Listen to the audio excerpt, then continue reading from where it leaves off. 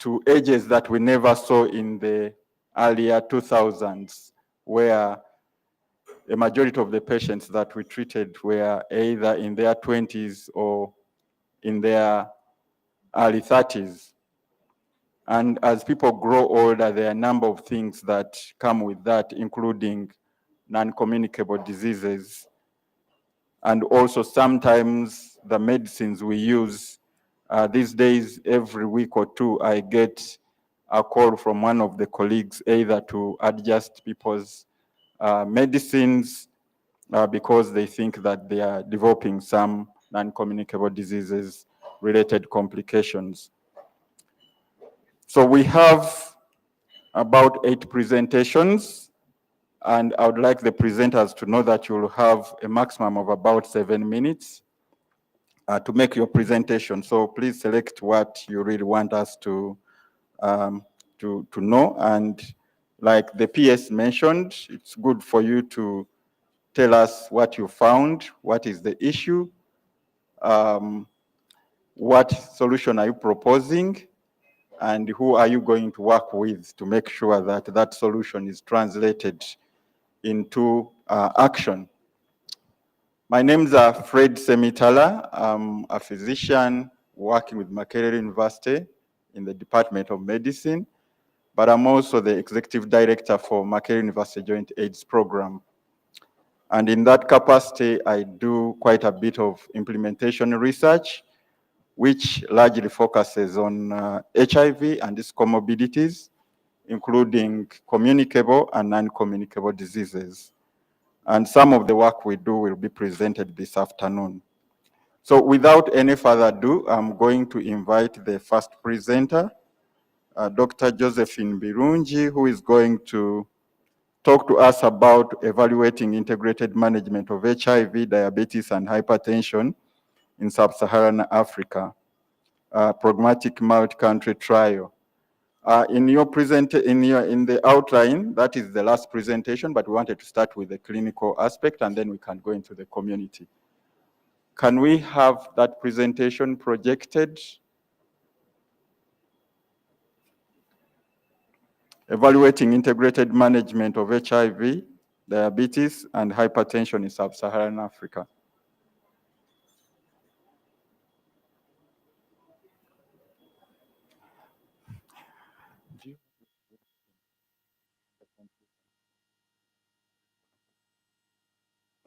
Dr. Birungi, you are welcome. Thank you. Thank you very much, Chair. My topic this afternoon is on evaluating integrated management of HIV, diabetes, and hypertension services in sub-Saharan Africa. Okay. Okay, thank you. And I'm presenting this work on behalf of the team called Respond Africa, some of whom are here from Tanzania, Uganda, Kenya, Europe and UK. The Tanzanian team has not been able to come, and so because of the, the current situation. So 7 years ago, this team of researchers approached the Ministry of Health and other stakeholders, proposed the idea of bringing care for people with chronic conditions. And this was bringing services for people with HIV and those who do not have HIV but have diabetes and hypertension. And this raised some concerns then, and some of the concerns majorly were, will it work? Won't it affect the HIV gains that we have made? And also, what about the HIV stigma? It might affect the retention in care. So that is this slide that I'm showing, that we started off with a small study to just test the feasibility, and that is in 2018, 2020. But after we found that actually it was acceptable, it was feasible, we then went on to do a full trial, and this is the trial that I'm presenting today, the Inter-Africa trial. But we did not end there. We've also done the community integration, and my colleague is going to be presenting something on community-based integration of HIV and NCD. So back to Inter-Africa, We had 3 research questions, like I've already shared. Would it affect the retention if you did integration versus non-integration? That's, would it affect the retention in care for people? Would the services affect the HIV care? And then we also wanted to understand the perceptions, attitudes, and the cost of implementing. This was the trial.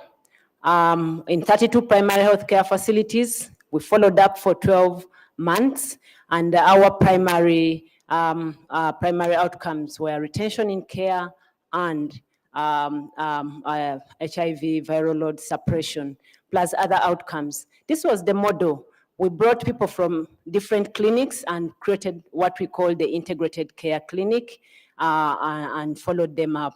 In this clinic, everyone was given care, irrespective of their condition, whether they're HIV negative or positive, the care was given by the same clinician. It was not co-located services, it was integrated services. So what were the findings? So I share briefly, for this study, we enrolled over 7,000 participants. Their baseline characteristics, as you can see, were balanced. The majority were HIV and NCD, either the HIV and hypertension, sorry. And so what did we find? One, remember what our first concern was, would the HIV-related stigma affect retention in care? We found that actually integration in the facilities was over 89% for the different conditions. It was also equally high in the control arm. So the stigma in a way did not affect the retention in care. Viral load suppression was over 94%. And there was also a small proportion, a small increase in the proportion of people who are controlled with blood pressure and blood sugar. When it comes to perception, just pick out one quote. One participant said, "I have no problem with integration with it because we are all sick. I am very comfortable. You can't know about the disease of the next person next to you unless he has told you what they are suffering from. We are all sick." And on the cost, the average monthly provider cost per participant for multiple conditions in integrated care was significantly lower than in the standard care. This work, the details of this work are in these papers. We published a paper in Lancet last year, and then we have, that's 2003, but there's also a paper in BMJ with those references, but we've also been able to inform development of other guidelines. Thank you very much.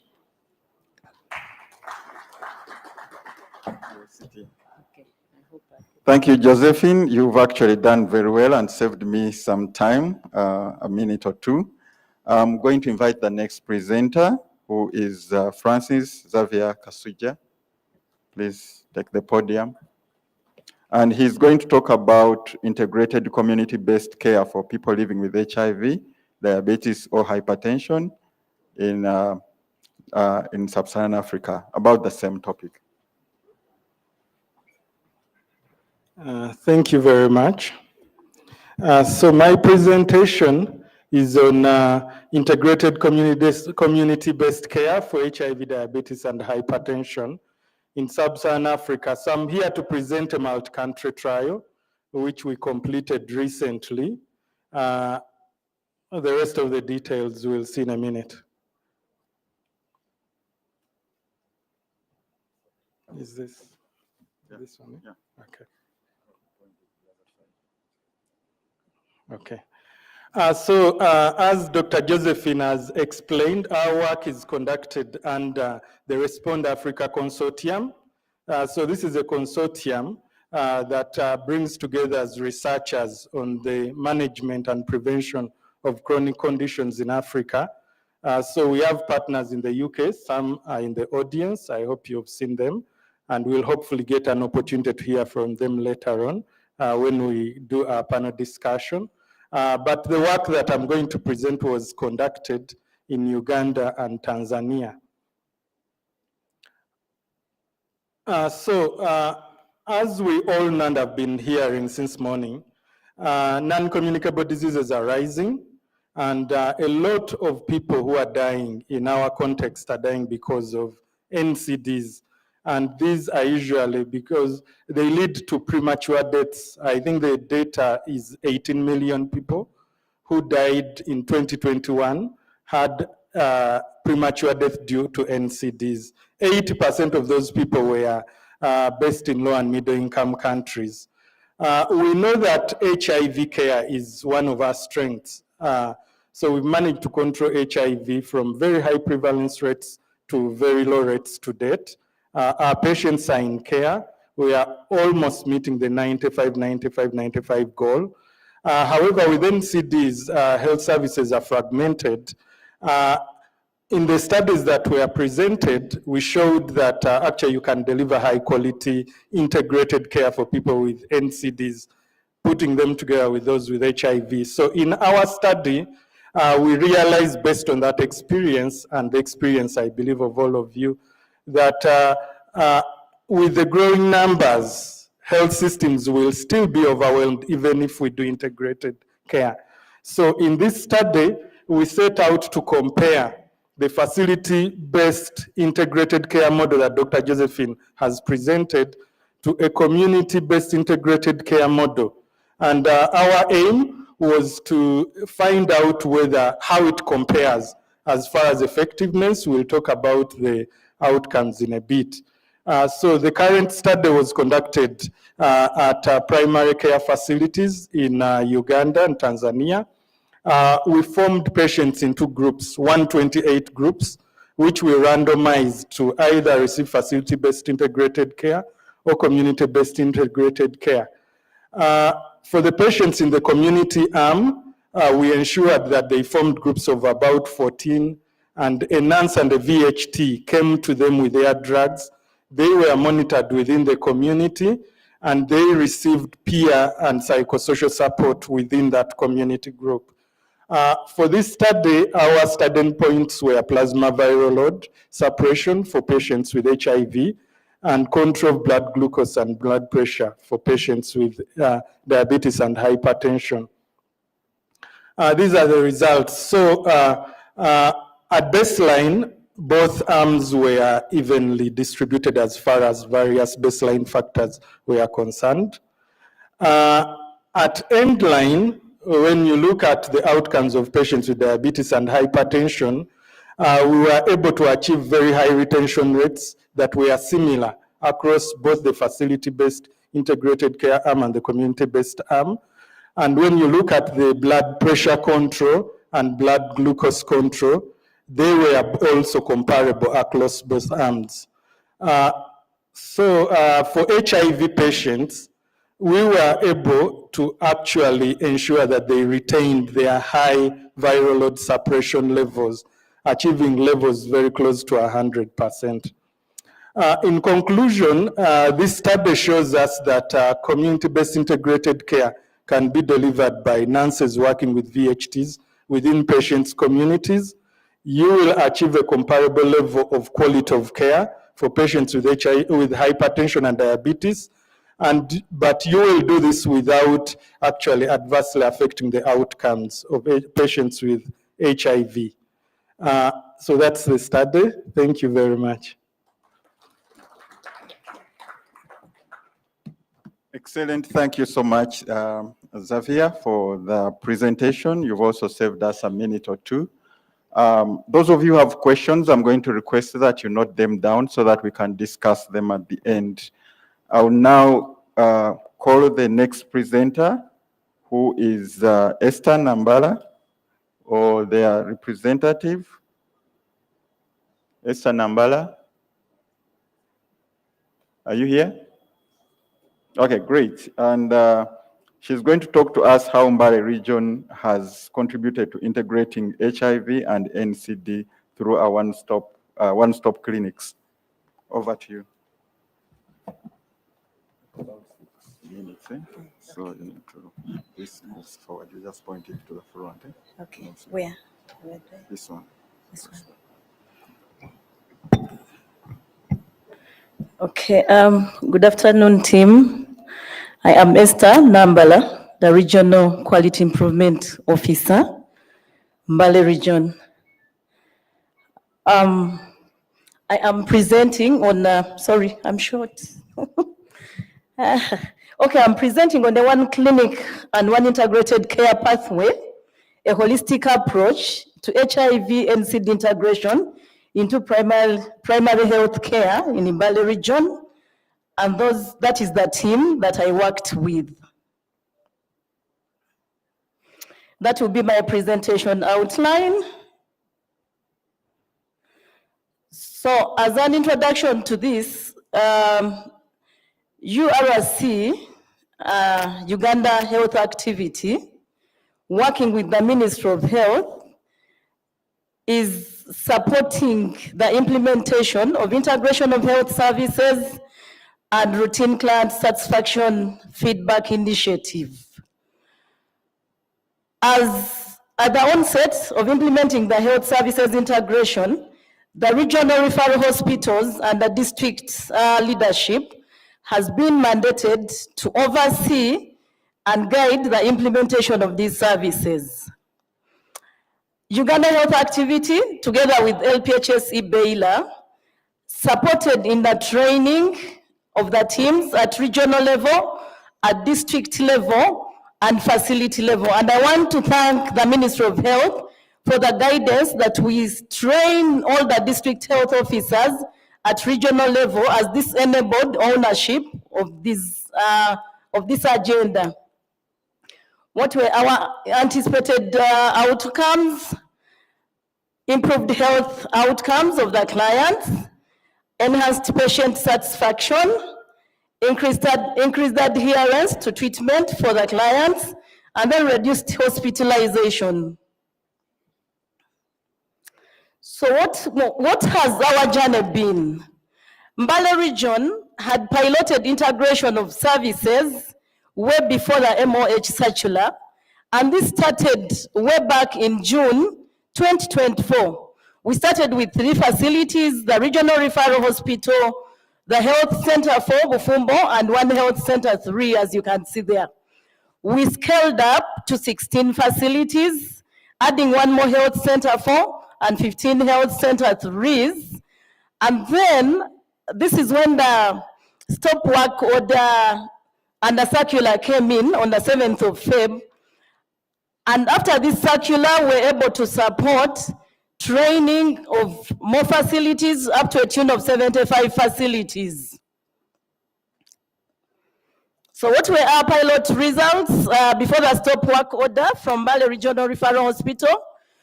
What I can say is that we looked at appointment keeping. On my left, that graph shows how did the patients who had both HIV and NCD keep the appointment. And you can see that it was really above 90.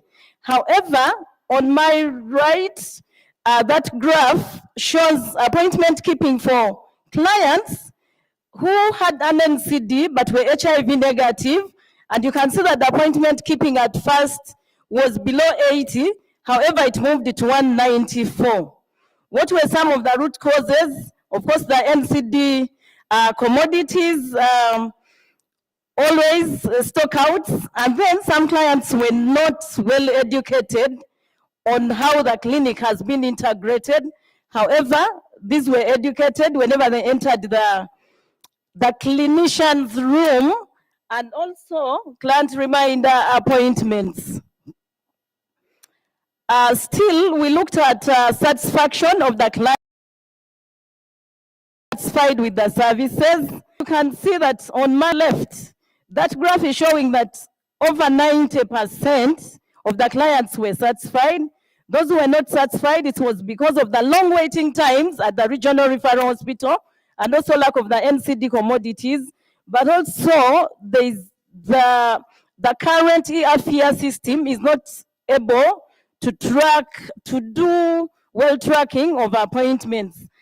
And then over 80% of the NCD clients had a good clinical outcome. In other words, a normal blood pressure and blood sugar. So what has happened to the 75 facilities that we trained? We noticed that 81% of them were integrating, 31 of them are integrating the integrated chronic model, and the 30 integrating the mixed OPD model.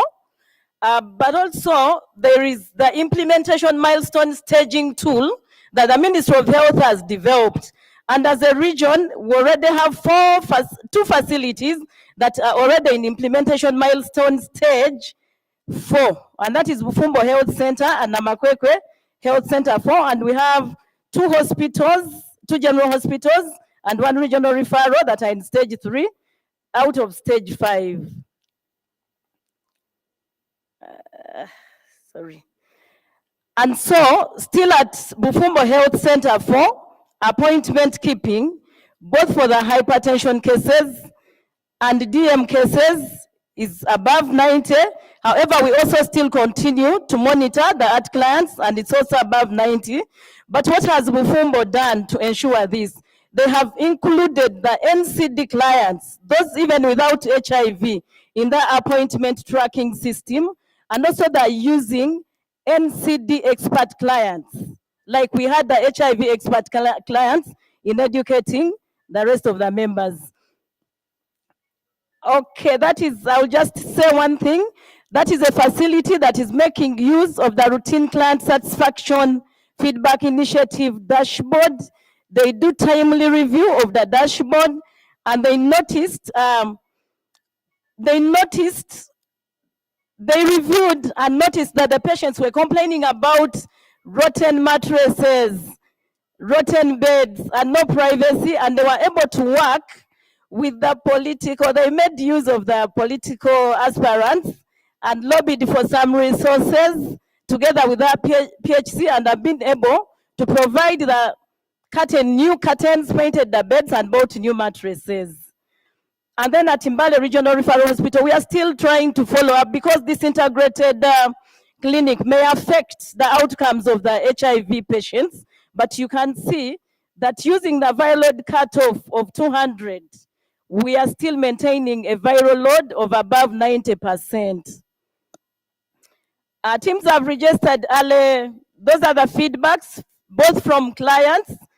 My time is up. Both from the clients and the health workers. The health workers are happy. There is teamwork. They've gained new skills. There is increased knowledge and increased NCD screenings. And this has revealed more NCD cases than ever before. The patients are happy because of the reduced stigma, reduced waiting time at the lower facilities. But for the regional referral hospital, the long waiting time is still there. And so those are our lessons. Leadership is very key in advancing the integration agenda. And then training alone does not interpret into implementation. Facilities require a minimum of 3 rounds, monthly post-training. And then the challenges, of course, there is still a non-uniform understanding of integration and absence of standardized data tool captures. And then clients, some clients were still emotionally attached to that particular health workers, and there's still less integration at community levels. I want to acknowledge the Ministry of Health, LPHS, IBEILA, and URC. Thank you so much, Esther, and sorry that this is done in a hurry. I'm going to reverse a little bit and invite Ivan Namakola to talk to us about the first 2 presentations. What are the cost implications? Thank you for that. How does this work? Okay. Good afternoon, ladies and gentlemen. Let me see.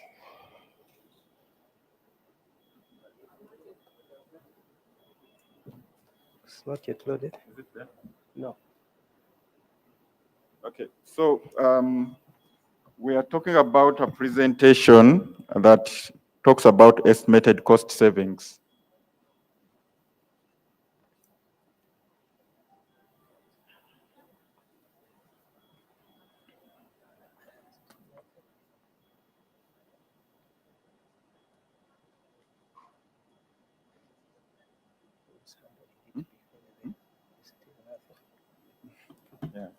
Yeah.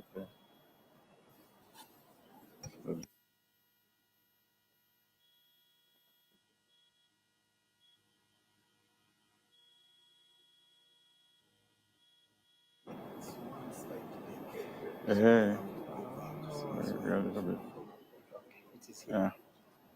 Thank you. Thank you for that. My name is Ivan Namakola.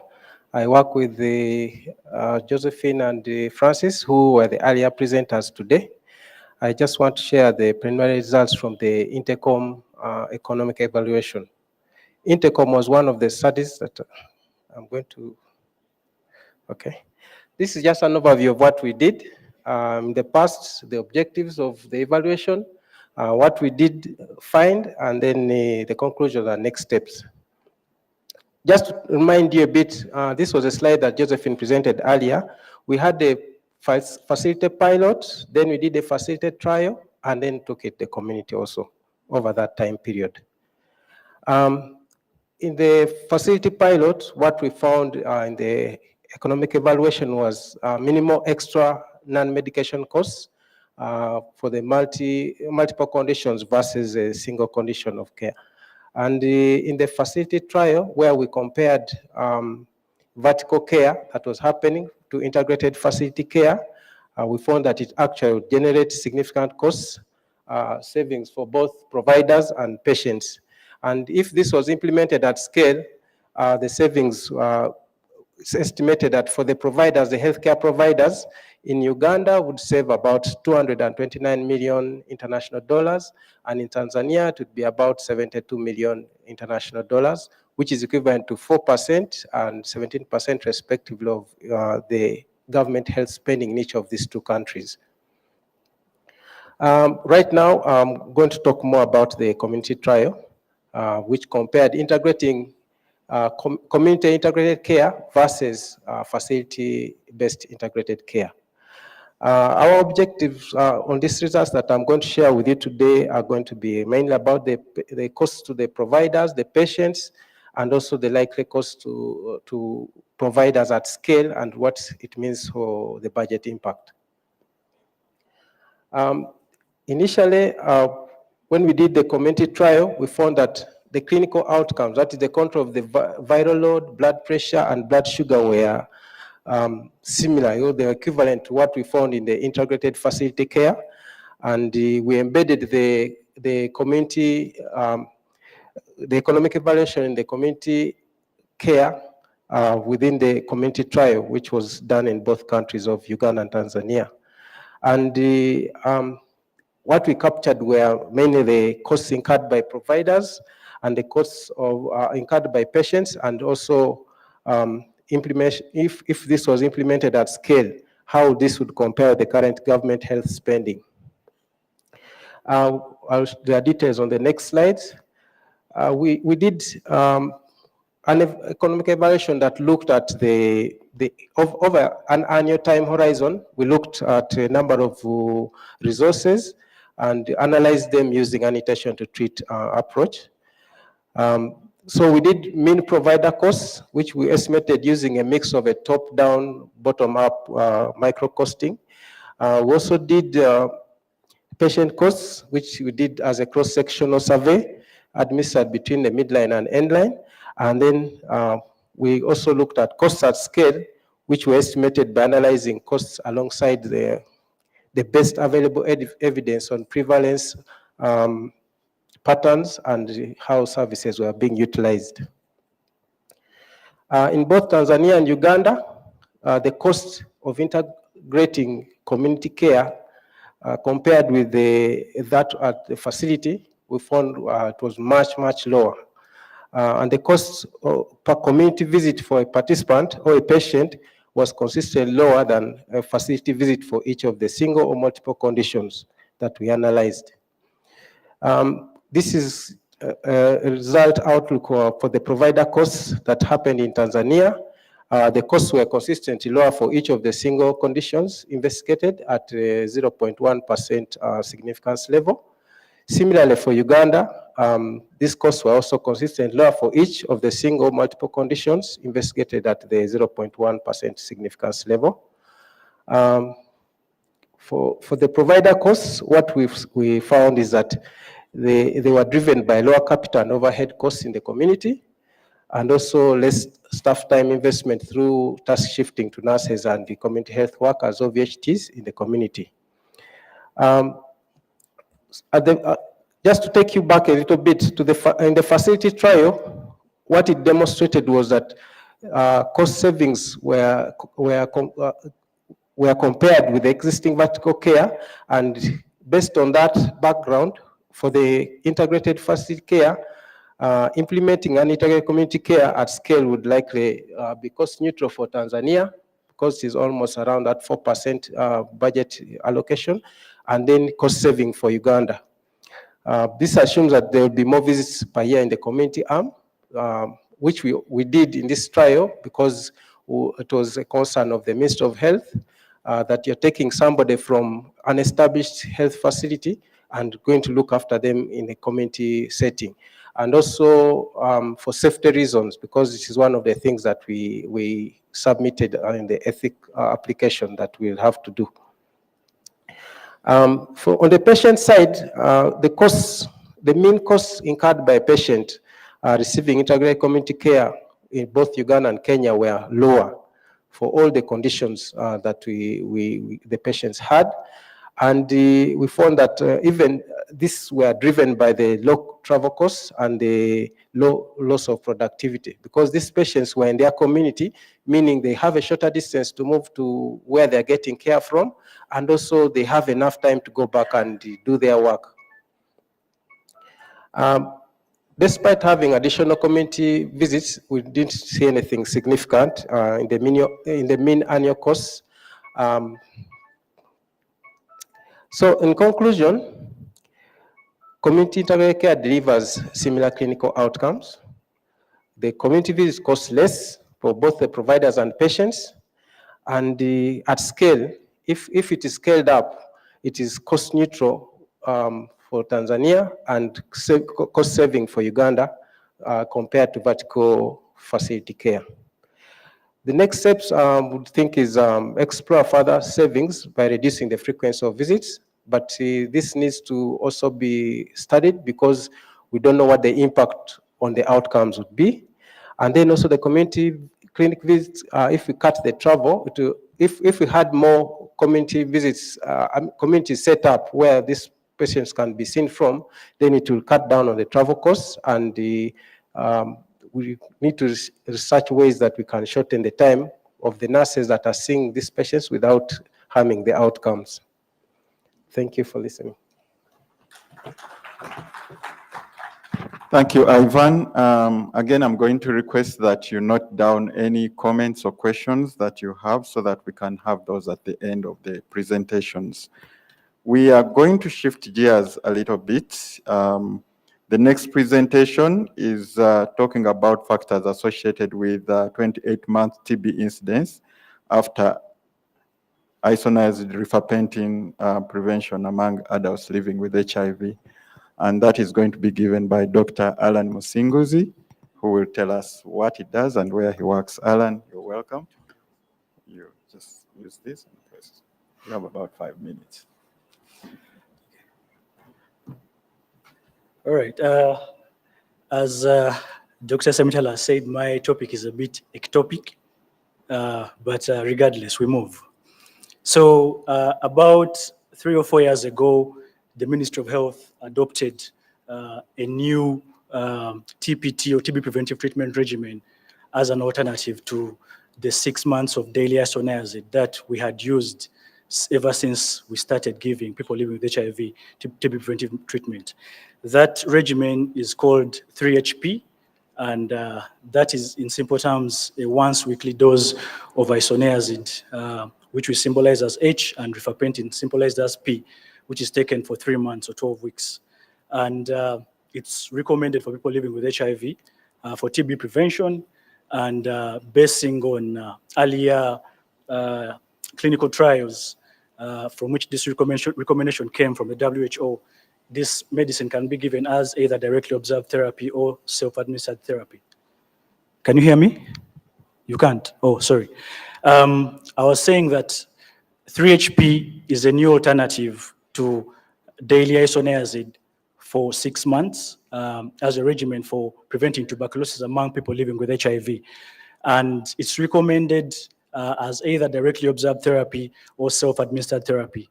However, given that we live in a high TB burden and a high TB HIV burden country, we're not sure about how long a single course of this 3HP will protect you once you take it. Okay. All right, so the study objective was to determine the 28-month TB incidence as well as the associated factors among people living with HIV who received 3HP. This was part of a randomized implementation trial of 3HP delivery among people living with HIV with 2 arms, that is directly observed therapy or self-administered therapy. And significantly, participants who took 3HP by directly observed therapy, that is DOT, they took all 12 doses, all 12 weekly doses from the facility, and their adherence was recorded by the health worker who administered the dose.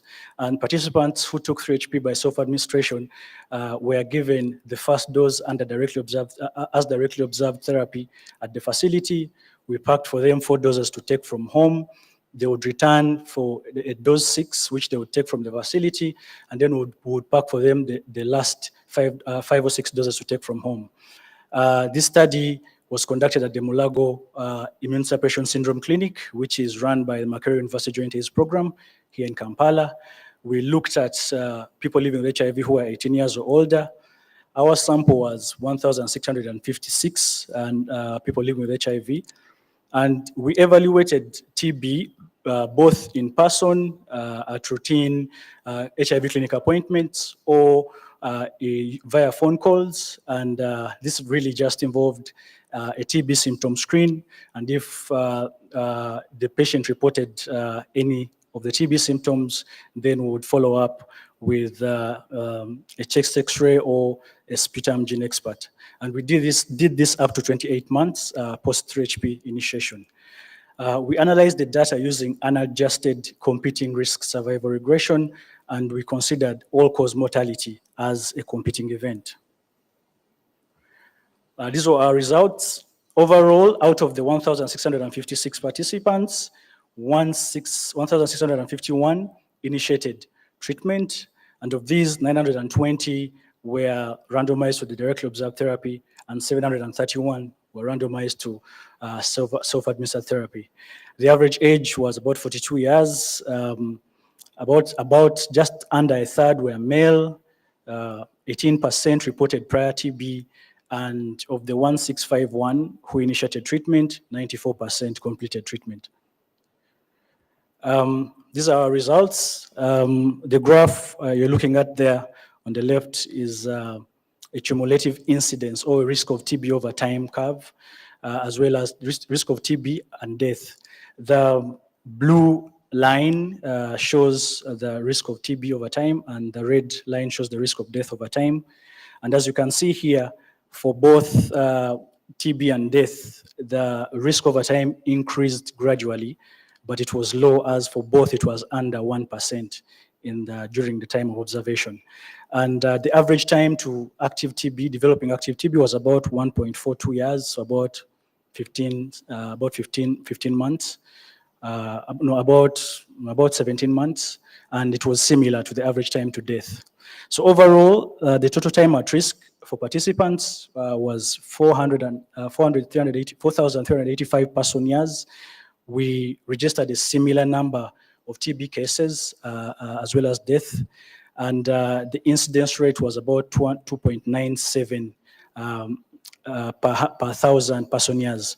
And this translates to, if you followed up 1,000 adult people living with HIV who have initiated who have initiated 3HP for 1 year, you expect about 3 of them to develop active TB. And of course, this can go up to as high as about maybe 6 people living with HIV out of those 1,000 developing TB in 1 year. These are the factors which we found to be associated with TB incidence. In terms of sex, males were 3 times more likely to develop active TB compared to females. Okay, in terms of the 3HP delivery strategy, those who self-administered 3HP were about 7 times more likely to develop active TB compared to those ones who came to the clinic weekly to receive their treatment. And in terms of treatment completion, those who did not complete treatment were about 5 times more likely to develop active TB. So in terms of the discussion, as you've seen, we found very few incident TB cases, which is obviously a good problem from a public health perspective. But for the study, it limited the scope of data analysis. That's why we are presenting unadjusted analysis results. And also, if you looked critically at the graphs, at the tables, you saw that our confidence intervals were quite wide. That is also because of the few incident TB cases, and this prevents us from making definitive conclusions regarding the factors associated with TB incidence. We also had some challenges with our participant follow-up and TB evaluation because, of course, some participants were transferred out. They had to leave the clinic either because of work or other personal reasons and started getting their treatment from elsewhere, and it became hard to find out their outcomes. And at least 4 of our TB diagnoses were clinical, so they were not pulmonary bacterially confirmed cases. And as you've seen, there was a higher number of TB cases among those who self-administered 3HP, and we're not sure, but we believe this could have been due to poor treatment adherence while they took their treatment from home. And as actually all our patients within the HIV program self-administer their medicines from home, this could be a problem. It's not as much of a problem with antiretroviral therapy because at least we can use viral load to check whether these patients are taking their treatment, but usually we just give our people the 3HP and tell them, go and take it from home, and then they will come back and just inform us that they completed treatment.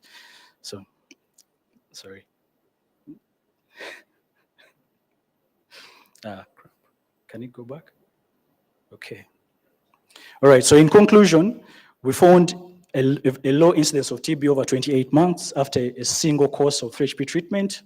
And we believe that this means that people living with HIV may not need a repeat course of 3HP after 2 years.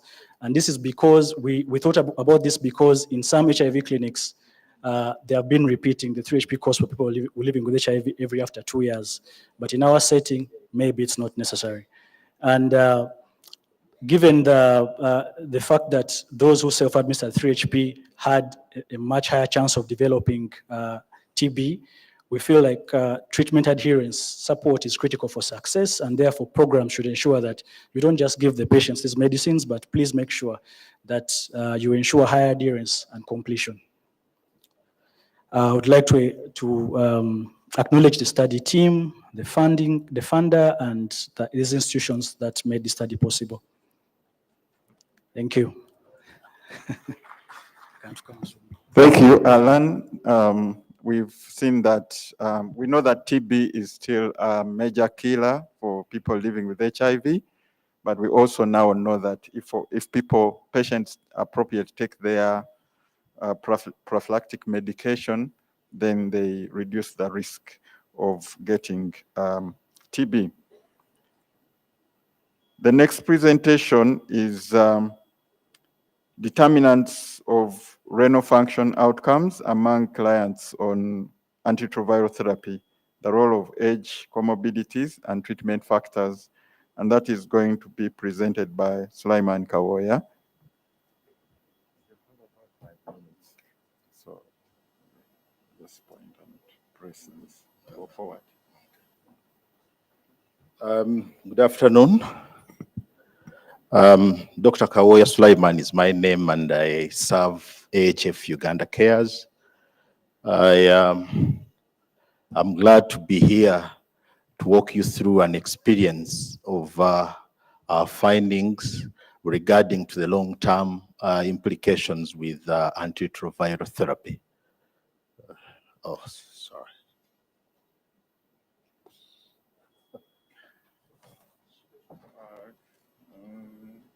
Okay. Okay. Antiretroviral therapy have been here for the last 25 years, and they have transformed HIV into a manageable chronic problem. But this success has shifted the burden from opportunistic infections to non-communicable diseases. Among these, we are seeing a silent progress of a non-communicable condition as chronic kidney disease, especially in aging populations. And we are seeing comorbidities and drug toxicities, and among them is renal impairment. In terms of global and sub-Saharan Africa, what is there? Chronic kidney disease prevalence has been seen to be having a prevalence between 10 to 48%. In Uganda, especially locally here, for the number of studies that have been done, especially by Professor Kalyesula and team, have gone on to document a prevalence of chronic kidney disease standing around 21.5%. And especially in the study they carried out, which was looking at patients of 60 years and above, they found the prevalence for CKD, chronic kidney disease, standing at 33.1% compared to the counterparts that were HIV negative. As a team, we went out and took a pragmatic view, because we wanted to appreciate we had limited data on the function outcomes of patients, especially those of 40 years and above in HIV, in AHF supported facilities, know the implication for clinical practice and monitoring. We set out with a study objective that was to analyze the determinants of renal function outcomes among patients of 40 years and above on antiretroviral therapy. And with this, we looked at the factors related to demographic factors. Here we considered age and gender, and also we looked at treatment factors of antiretroviral therapy and the duration one had been on antiretrovirals, and then the common traditional comorbidities of hypertension, diabetics, and obesity. The whole idea here, the goal was around identifying opportunities to strengthen kidney monitoring and management.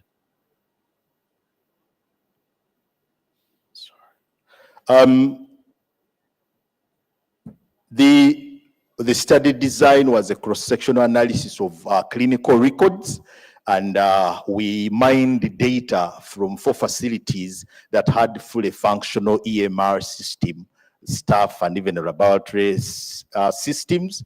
We got a population of 12,091 clients of 40 years and above who had interacted with the facilities in between the period of January to August. And the population size mirrors the care that is happening within our AHF supported facilities. The data collection, we looked at retrospective data extraction from the electronic records that I had mentioned, that included the social demographic and clinical measurements, heart history, and even laboratory results. We looked at, when you look at, sorry, the findings are very small, but we had our median age was 49. 98% of these patients were suppressed, and we looked at the prevalence of the proportion of those that had CKD in the study arm were 24.1%, but significantly 78% of all of these clients that interacted with the facilities actually missed out a renal function test. Other factors were seen. We saw abacavir having a CKD prevalence which was higher than tenofovir at 27.7%, and hypertension and DM were more or less similar. But what stood out was the clients with increasing age, the prevalence of chronic kidney disease was increasing. We took on a definition of CKD as renal function. We took on a definition of CKD as a renal estimated glomerular filtration rate that was less than 60 mils per minute. So, what we found out from that data when we looked at the CKD burden distribution using the kidney disease global outcomes, when we stratified with the clients we had, we found that 40.7% of all those clients had a CKD which was above 90. But significantly from stage 3B to 5, we had 11.4, that is roughly 268 clients actually were having a reducing glomerular filtration rate. So significantly, I had mentioned that overall we saw a critical monitoring gap that is was facing with our clients. 78% missed the renal function, and we had 1 in 4, 24% of overall clients that had an opportunity to have their renal function test taken had a prevalence of 24.1. But as you note, you're seeing, and with increasing age, you are having the prevalence of CKD increasing with increasing age. Then, when we looked at the factors that were associated with chronic care disease among clients of 40 years and above, statistically significant, we looked at age and the baseline ARVs and the duration of you have been on antiretrovirals, and even obesity and hypertension was statistically significant. So in conclusion, a significant monitoring gap does exist, as 78% of these clients were never offered the service of renal testing. And even we are seeing a burden of CKD among patients, which is 1 in 4 having that silent progressive non-communicable disease of renal function. Old age was a significant non-modifiable strong predictor for CKD. And even there's an urgent need of integrating HIV care with kidney care, as this will be able to improve the quality of care in our clinics. What does this study imply? There's an urgent need of emphasizing that our clients that interact with our service care receive a renal function at least once in a year.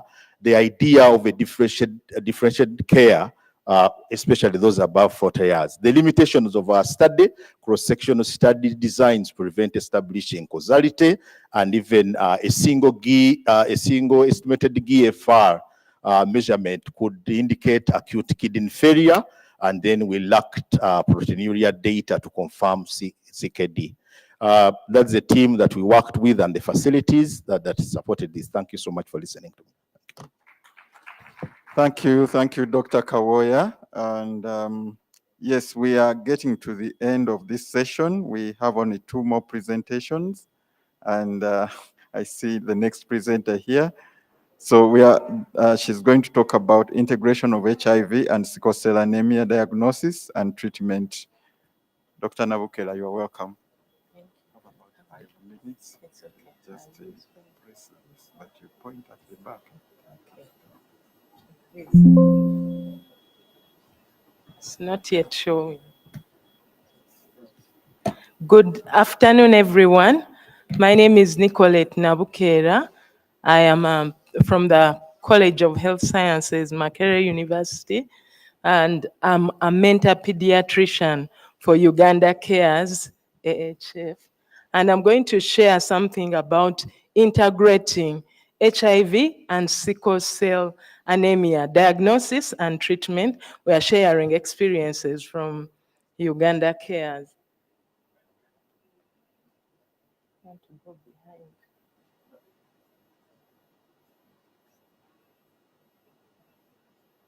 Sorry about that. Okay. Okay, I'll not talk much about sickle cell anemia. We know it is a significant public health problem affecting so many children with high mortality and morbidity. And in Uganda, about 13.3% is the sickle cell rate amongst Ugandans, which is so high, considering that almost 50% of them die before they go to school, though this is improving of late. And like HIV, if you diagnose sickle cell anemia early or sickle cell disease early, then you improve the outcomes. Good enough in Uganda, we've been having co-diagnosis of HIV and sickle cell disease amongst infants of HIV positive mothers. Those are the HIV exposed infants. So when their samples are taken for HIV diagnosis at 6 weeks of age, at the same time, they are tested for sickle cell. And these results go back to facilities and they are communicated to the mothers that this child has either AA, which is no sickle cell trait, AS, they are carriers, and SS, they have the disease. So while for HIV, it's very clear what happens after diagnosis, it's not very clear for sickle cell amongst these children. Okay, so the objectives, we wanted to know the numbers. Among these children we are testing, what's the proportion with sickle cell anemia, sickle cell trait, and then we also wanted to know what is done after testing. When they get results, what do they do? So in the methods, this was a mixed methods. Quantitatively, we looked at the data, which is retrospective records review, looking at data of their HB electrophoresis results, which are electronic data, and we used January to August this year. Then qualitatively, we interviewed the people who received these results of the HIV as well as sickle cell and deliver these results to the caretakers. So we also used a case study of an interesting case of an adolescent who had both advanced HIV disease and sickle cell anemia to discuss the complexities of co-management of these conditions. And these are the results. So those are the 6 facilities. They are all Uganda Cares sites in the central region. And you can see in a period of from January to August, we had about almost 800 infants who had had testing for HIV as well as sickle cell. And the numbers vary, but you can see that the AA do not have the sickle cell trait. AS, 86 infants had sickle cell, they were carriers of sickle cell. And we had 15 who had the sickle cell anemia, the ones who get sick from sickle cell. And these are big numbers for you to have results at 6 weeks. So this is early diagnosis. And those are significant numbers in just a few sites. And then we went ahead, results from the qualitative. When we asked the health workers who delivered results what they do, they say if it's SS, then they refer the children who have SS. They refer, if they are around Kampala, they'll send them, go to Mulago Sickle Cell Clinic, but they don't know what happens there, which is the clinic days, what's the location, and they don't follow up. Then the ones who have SAS, they just tell the mothers, usually mothers, your child is a carrier. She doesn't have the disease. And that's where it ends. So we found that there are challenges. First of all, access to sickle cell treatment services. Even the ones around Kampala, the sites are around Kampala, Mulago is around Kampala, but Mulago is complicated. Some patients go and they languish in the hospital and they go home. And others fear to go, especially since the children are not sick at that point. at 6 weeks. Others have travel challenges, especially the ones from up country, so they don't go. And right from the health workers, there is lack of clarity at what happens at referral sites and correct timing of referral, standard education. So those are some of the challenges we found. So in conclusion, integrated diagnosis of HIV and sickle cell anemia is working very well, because we can see from the figures, those children actually get their their sickle cell status at 6 weeks. That is quite early and is communicated to them. But when it comes to linkage after diagnosis, there are so many issues. Many don't go until they are sick or something, and then integrated co-management is a problem. Those who have sickle cell and HIV, the health workers may know a lot about HIV, but they don't know how to manage sickle cell anemia.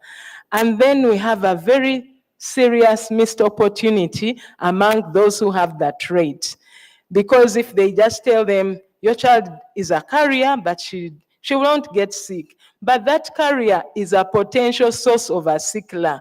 So if we had, and actually if all carriers knew their status as children and they are told, I'm repeating Professor Chiguli's words on Monday, that if carriers knew and consider fellow carriers as brothers and sisters, and they don't get into relationships where they'll have children, we can significantly reduce sickle cell in our population in Uganda. So we have this opportunity, but we are not really using it to prevent sickle cell.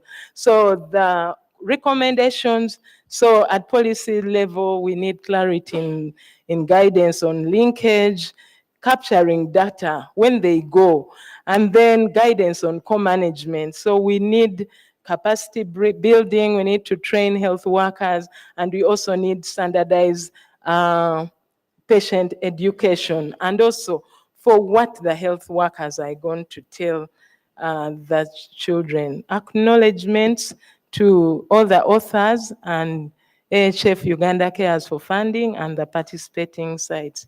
Thank you very much. Thank you, Nicolette, for that presentation on sickle cell disease and HIV. Colleagues, thank you for your patience. We have come to the last presentation, and that is going to tell us about evaluating integrated hypertension and HIV care using qualitative methods. What do the providers and recipients of these integrated services think about them? Over to you, Florence. Okay. Yes, let's see forward. Mhm. You press. Okay. All right, good afternoon, everyone. My name is Florence Ayebare, and I'm going to take you through my presentation, which is on evaluating hypertension and HIV care. And this was a 6 months qualitative study from the Pulesa Uganda trial.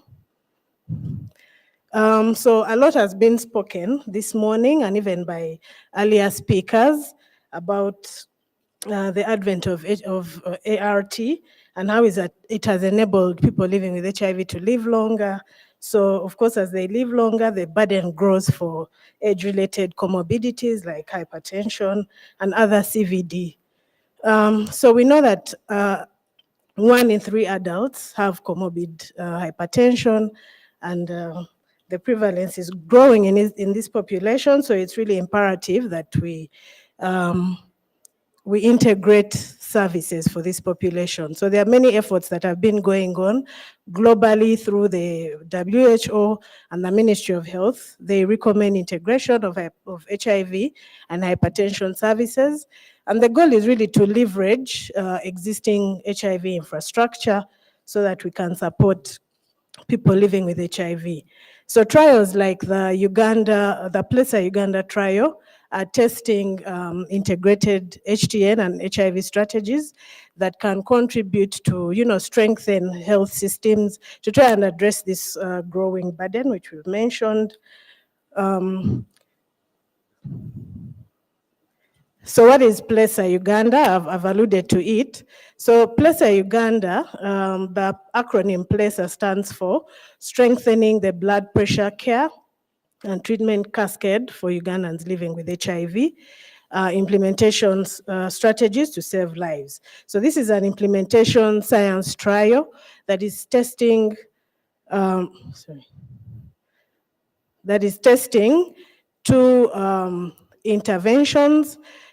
These interventions are so 16 clinics were randomized to two different arms of the trial. We have the hypertension basic, and under the hypertension basic, these 8 clinics received, access to antihypertensive medication. They also had access to blood pressure measuring devices.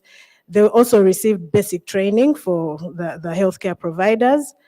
And then for the clinics that were randomized to the hypertension plus, they received these 3 components below that I've mentioned, but in addition, they also received hypertension, more advanced hypertension training. They received support to also integrate into differentiated service delivery models, the HIV models that we are aware of. And then also remote patient monitoring to try and engage patients into their own self-management. How can they participate actively in their own care?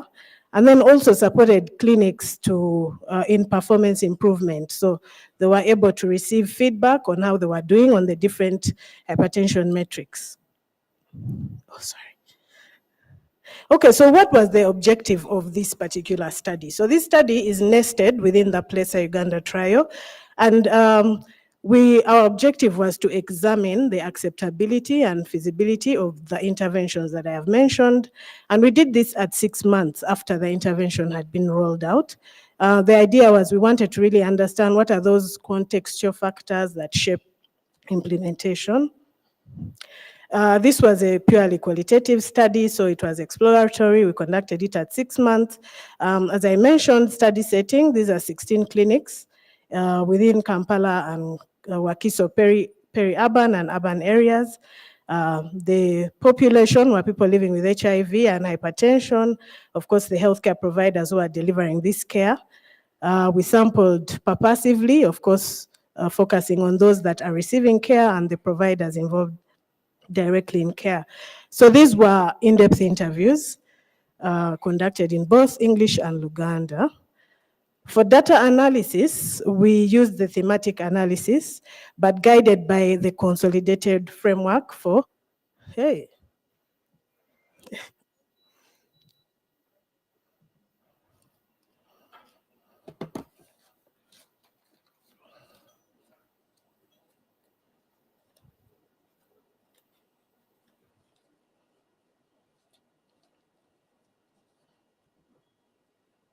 Oh, sorry, I can't see that here. So can you hear me? So for data analysis, we use the consolidated framework for implementation research, which I have displayed here for those maybe that are not very familiar with implementation science frameworks. So we use the domains of outer setting, inner setting to try and understand what are those factors that are influencing implementation, whether it's positively or negatively.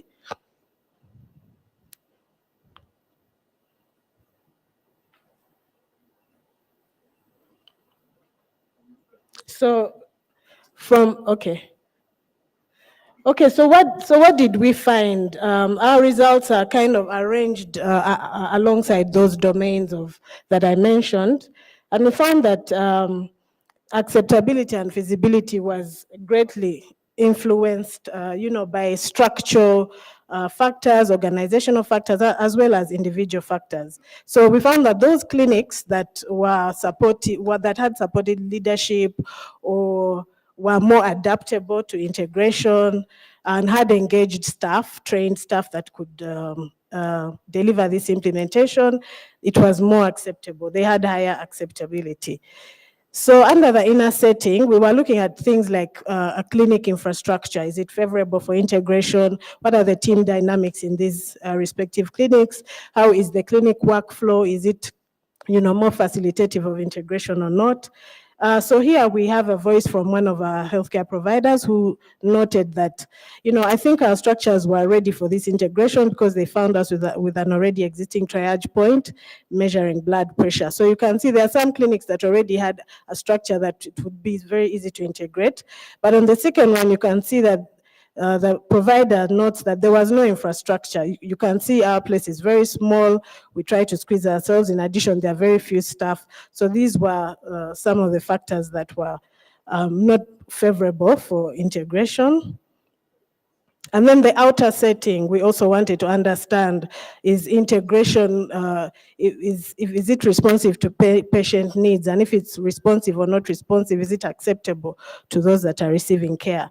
Also, we wanted to make sure that, that this intervention aligns with the health system priorities, as this would make it perhaps more acceptable.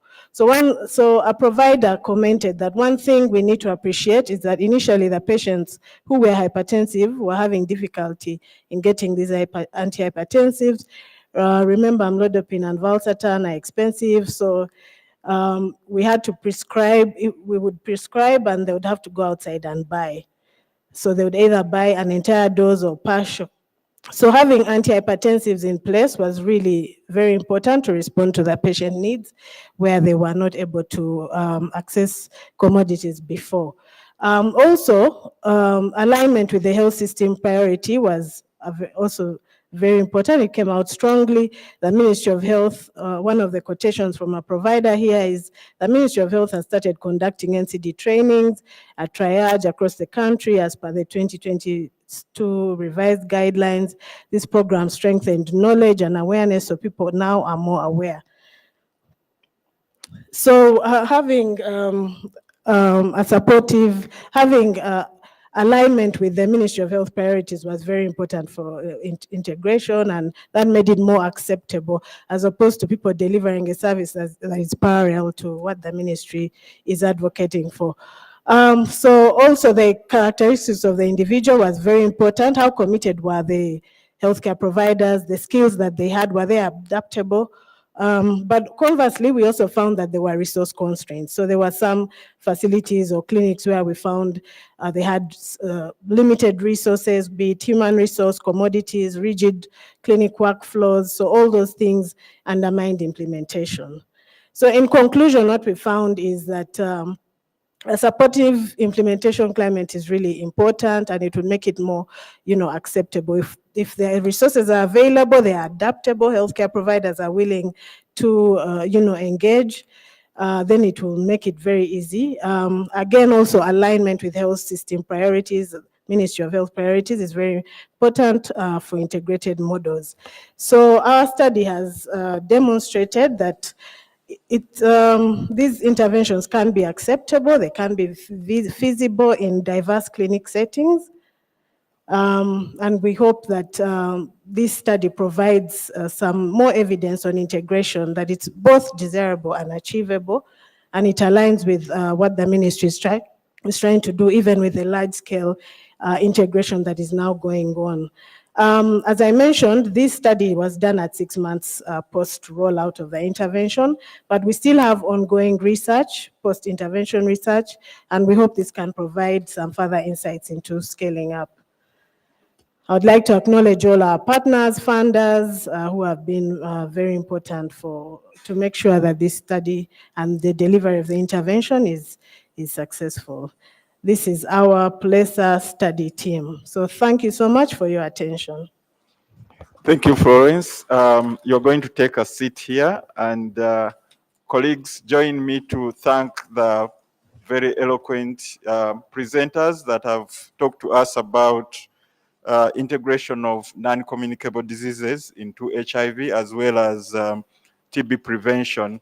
I'm going to ask the presenters to come to the front so that we can take just one round of questions. Anyone who has a question should ask one question, and the answers should be very, very precise so that we can give room for other colleagues for the next session. Some questions. Can I go? Might have fewer seats. You can take this. Understand. Thank you so much, the presenters. My name is Irene. I have one question to Dr. Sulaiman about the study that he presented.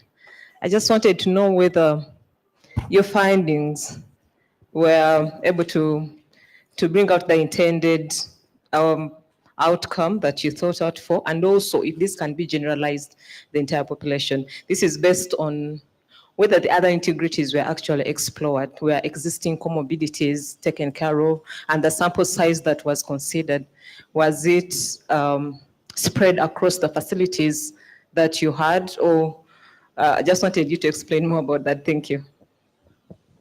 Okay, we will take the questions and then we get answers. Thank you. Thank you so much. Oh. Sorry. All right. Can I? Okay, thank you so much. My name is Dr. William Lumu. I work with the Mengo Hospital NCD department. I just wanted to have one or two questions. When I looked at the... William, you'll ask one question, sorry, yes, but you can talk to the presenters. I'm going to coalesce them.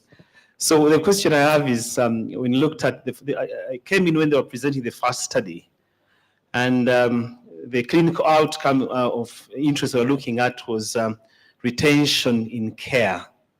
So my other question is, for the NCD proper, if you look at diabetes, you look at hypertension, I wonder whether the researchers looked at some of those outcomes like the HbA1c, level of blood pressure control, reduction in sort of BMI, which would speak to us in the NCD rather than retention of care. For us in the NCD clinics, okay, retention per se may not be a very big problem, but the issue is the quality of care, basically the outcomes. So indices of treatment outcomes. Yes. I think your question is well taken. Professor Kamya? Yeah, I had two, but let me ask one, as you have said. Yeah, I may have missed this for the Respond, is it Respond Africa group? The community facility, the integrated models at community and facility level. I wonder whether you see, when you do community, there's also need for some facility linkage, some kind of facility support. I just wonder, I may have missed it because I came late. Wasn't there any facility support to the community integrated? Because, you really wonder whether you can just leave everything to the community and, you don't check in. And what was that regularity of checking in over? Yeah, thank you. I think the Yes. question is well taken. Please go ahead. Yes, greetings. This is Dr. Kawuna Anna.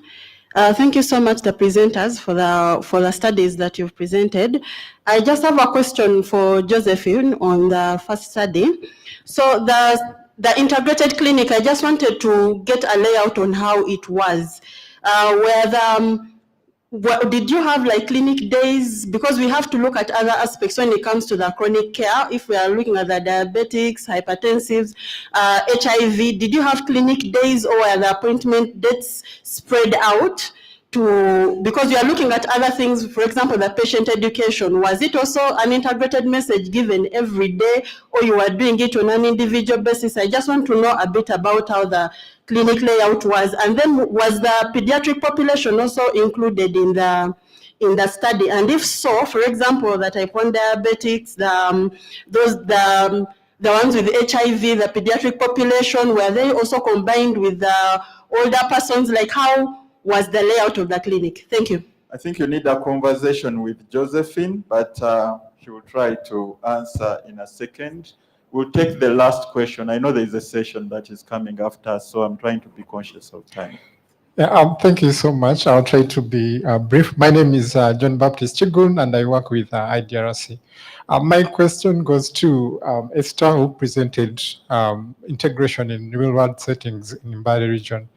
I wanted to ask, from the data you presented, you showed that the people who had NCDs were fewer than those who had HIV and NCDs, yet we know the prevalence of hypertension is almost 5 times the prevalence of HIV.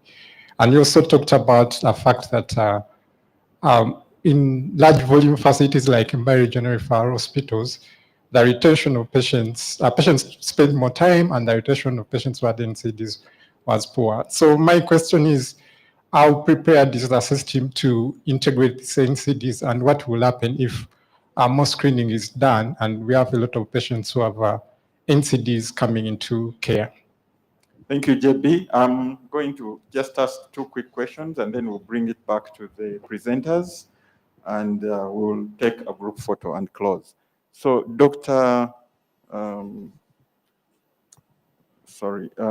This is Dr. Kawoya. Did you study chronic kidney disease or you studied impaired kidney function? And then Nicolette, I think that's a very good thing, but the PS was asking us this morning, we should present the problem, the solution, and who is going to address that. So you gave us quite some good numbers that integration is really working at the level of diagnosis. But what are the next steps from using the lenses of AHF, and what are you going to do about it? Please answer your questions starting from the extreme end if you have any question, and be as brief as possible so that you can allow other people to use this space.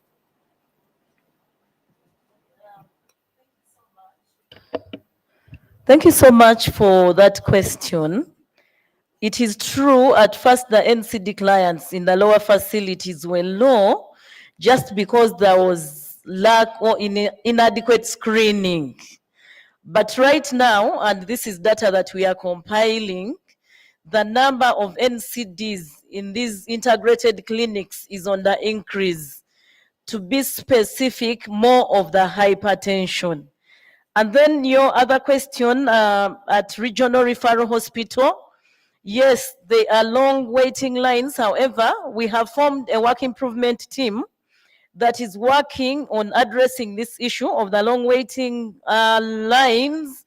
And what they're doing is trying to distribute these patients on the different clinic days and also exploring how community models, how they can integrate delivery of services to the NCDs into the community delivery models.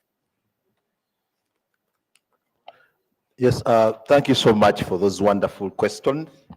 The question of whether the findings can be scalable and whether the hypotheses that we set out were really answered.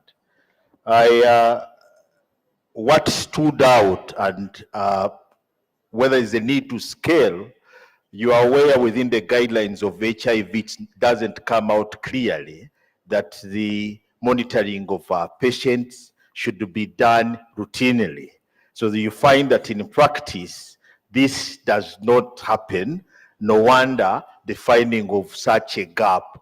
So where researchers and those in policy, with the fact that the data speaks to an increasing chronic care disease, it is very important that maybe going forward, it's an issue that they can look at. Looking at 78% of the clients missing this kind of a test, is it important? Then you look at the figures that we found out, and it's very important to really monitor kidney function. In age was one of the factor, and I tested our hypothesis, and it was actually significant. Gender, in other studies, it has been coming out that the women have this risk, but in our study, it didn't come out clearly. There was no gender difference. Antiretroviral therapy, the duration of having been on antiretrovirals for over 6 years. In the population that I shared here, 99.4% of all these patients, the 12,091 clients, had been on ARVs for over six years. So, and when the duration mattered, it's statistically significant that it was associated. I'm going to ask with you that. to summarize. Then, as I end, obesity, DM, and hypertension as modifiable risk factors, they also came out strongly and were statistically significant. So, as I to the question that Dr. Semitari raised, we are looking at chronic kidney disease because we looked at the 60 mils of urine per minute, and we used that kidney goal staging when we stratified with the patients that we had. Like I said, it was just data we extracted and we applied all this to that. But we looked internally in the data for HIV positives and we never compared with the negatives or the positives. So it was internal. Okay, I still think that there are some parameters you needed to say that this is chronic kidney disease as opposed to kidney disease. Absolutely. It could have been acute or chronic. Yes, or I somewhere mentioned in- that yes. at the end. Using Yes. 1 point reading, we were required to monitor for 90 days, and that was the challenge of this study, just Okay. taking a point. Yeah, the MRC team, you have a number of questions, but I hope you can summarize the responses. Thank you for that. I'm going to respond to Professor Kamia's question. You asked about wasn't there any facility support the You community? might have to speak up. I hope. bring the This study, microphone. for starters, was the community study was led by Minister of Health nurses, with support from VHTs and the research team. So all the things that we did, we wanted to package it in such a way that if this model is tested and it works, then we have a starting point. So we had the support from the health facility, and what used to happen is that before the community appointment visit, the nurses together with the research team will extract the participant files and then do take this to the clinician who will do the prescription, and then they package the drugs, which are then delivered the following day to the community. Because all those who participated in the community arm were patients who are considered stable clinically, viral load suppressed, BP under control, blood sugar under control. So we had that support. And if somebody was found to be due for a viral load screen, they were referred back to the center. If they were unwell, they were referred back to the health facility. So that was in place. Thank you. Thank you. Thank you very much for the question.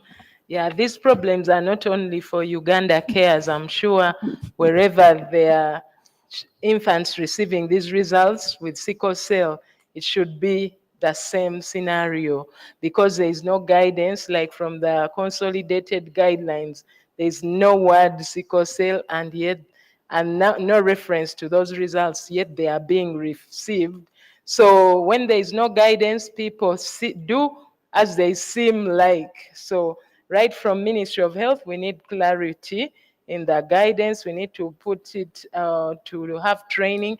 And I know with integration, this will be addressed because now we are not just looking at HIV and everything being so good with HIV while others are ignored. So integration is one of the main solutions. I think people are And saying we that can you are the professor, so give us the guidance. Give Yes, us so the yes, we need to put it in the guidelines, Okay. and then we need to train the health workers, and then we can do some things locally at facilities to train. We can put up those job aids. job aids and the messages, key messages that should be given to the caretakers. Those Thank are you. some of the Thank you things. very much. Any more from this side? Just one quick one.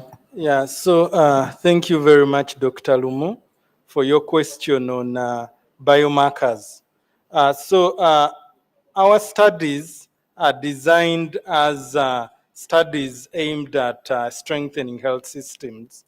In that sense, our choice of outcomes are usually informed by the domains that we work within in order to design the studies. So they are definitely NCD studies, but more broadly, they are health system studies. So in the case of the biomarkers, we reorganized care around forming one clinic out of 3 clinics.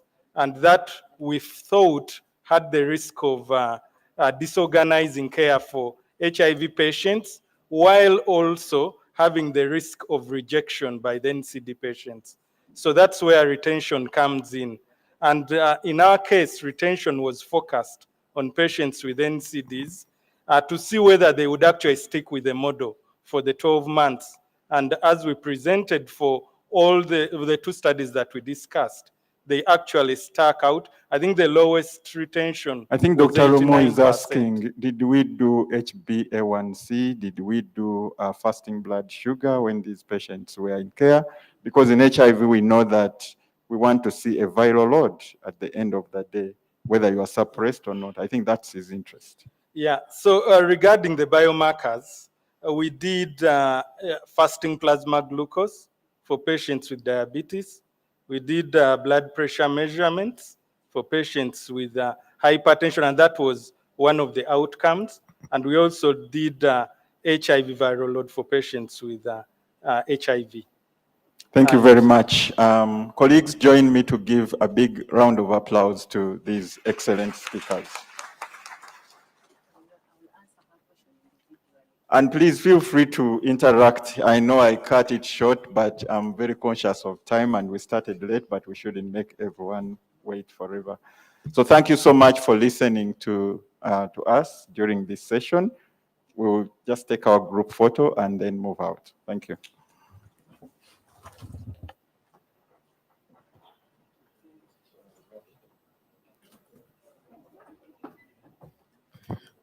Thank you, Chair. Colleagues, you can give the Chair a big hand clap.